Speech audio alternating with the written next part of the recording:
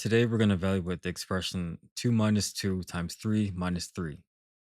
We will analyze the operator priority to simplify the string. First, we must identify the operator with the highest priority rank. According to the rules of PEMDAS, multiplication must be performed before subtraction. This makes the product of 2 and 3 the mandatory starting position.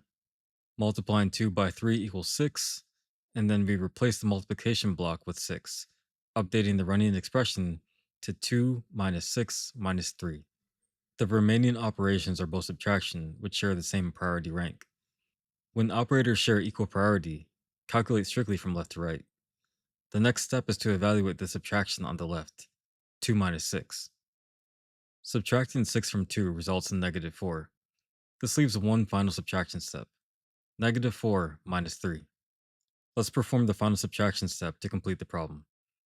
Subtracting 3 from negative 4 results in negative 7.